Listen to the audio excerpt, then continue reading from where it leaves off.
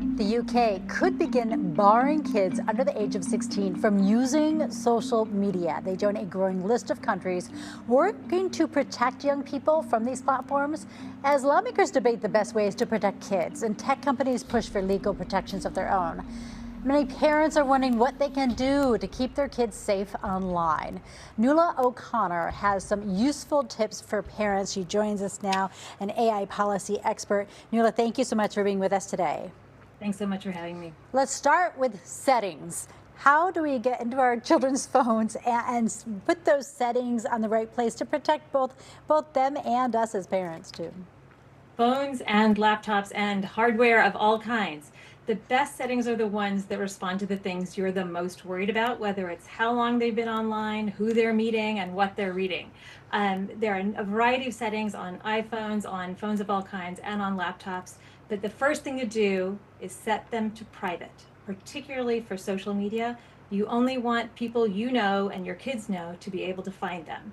Turn off location sharing. I am really interested in this because I don't want people knowing where I live, where my kids are, where they're at school. So look at location settings on all your phones. Now that doesn't mean you don't get to know where your kids are. I've got a number of apps that help me know where my young drivers are, and that's okay. They know that those are on their phones. And the last one is, of the three things, is disabling direct messaging from anyone you don't know.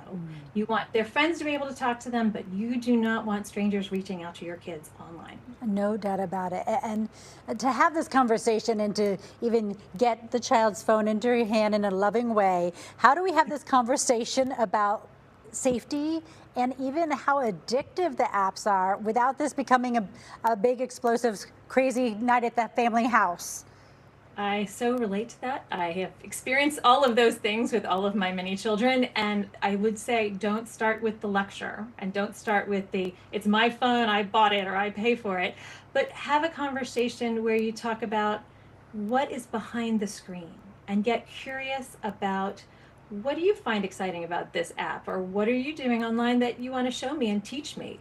Allowing kids to teach us these new technologies really puts us in the one down position in the best way and shows respect for the fact that these are important parts of their social lives now and important parts of their school lives as well. So don't start with tech is bad and screens are bad, but say you need to understand that especially the social media apps are designed by really smart people to keep you online all the time. And so it's our responsibility, not only as your parents, but for all of us to set limits on how long, set boundaries on how long we all use these devices. And now it's become a whole thing with the AI chatbots and being able to have a conversation. Nuala, I was asking Chat about help with an outfit. I said it was going to a celebration, and then it said, I hope you feel celebrated. I hope you feel loved. It became a note like that had a lot of emotion. I was startled at the emotion that came from a very simple question. Tell me about these chatbots, how we need to aware our children to kind of this mode that it could go into accidentally for us. It's really such a good point, and it's an exciting time. Let me tell you, I am both not as afraid of or not as in love with AI technology as many people are. These are tools, and they can be used for good purposes and not so good purposes. But when it comes to chatbots, especially for teens and young people, they can become incredibly emotionally dependent on them, and you start to forget that they are not people.